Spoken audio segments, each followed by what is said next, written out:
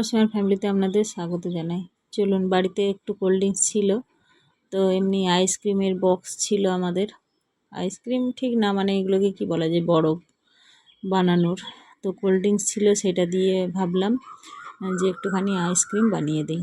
বাচ্চাগুলো কদিন থেকেই বলছে একটু বানাও বানাও, আর যেহেতু গরমও ভীষণ পরিমাণে পড়েছে, তো হাতের কাছে সেভাবে কিছু ছিল না। তো এটা যখন ছিল, তাই ভাবলাম যে এটাই বসিয়ে দিই।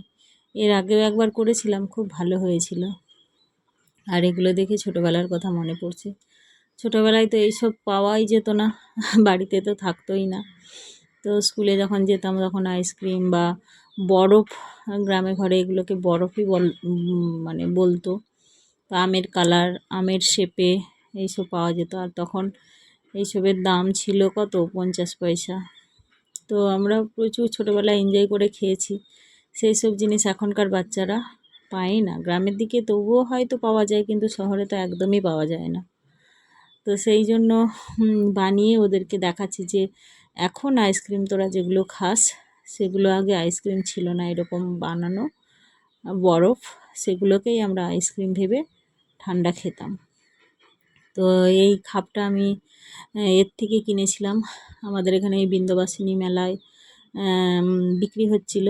তো দেখে আমি নিয়েছিলাম যে ঘরেও কখনো মন করলে বানানো যাবে, সেই জন্য নিয়ে রেখেছিলাম। তো প্রতি বছর গরমের সময় প্রায়ই বানানো হয় এই কোল্ড ড্রিঙ্কস কিংবা গ্লুকন-ডি গুলে কিংবা দুধ দিয়ে। আমার ছেলেমেয়েরা তো প্রচুর ভালোবাসে, ওরা কিছু না হলেও জল দিয়ে হলেও ফ্রিজে ঢুকিয়ে দেয়।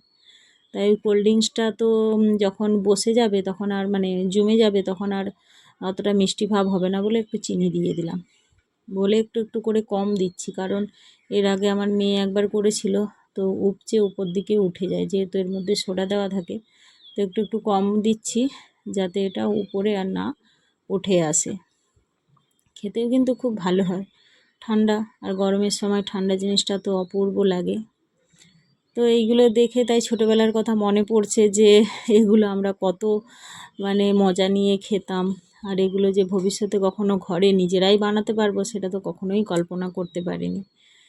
তো যাই হোক, দিনের পরিবর্তন হয়েছে। আর আমার মেয়েকে ছেলেকে বলছি যে এই রকম জিনিসগুলোই আমরা আগে খেতাম। আমাদের সময় এরকম কর্নাটো বা এমনি বাটি আইসক্রিম এইসব কোনো কিছুই ছিল না।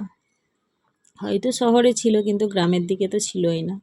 ওই পেটিতে করে বরফ নিয়ে যেত, বিভিন্ন রকম শেপের, বিভিন্ন রকম কালারের। অরেঞ্জ কালারটা আমাদের খুব ভালো লাগতো, কারণ ওটা খেলেই মুখ পুরো লাল, জিভ লাল হয়ে যেত।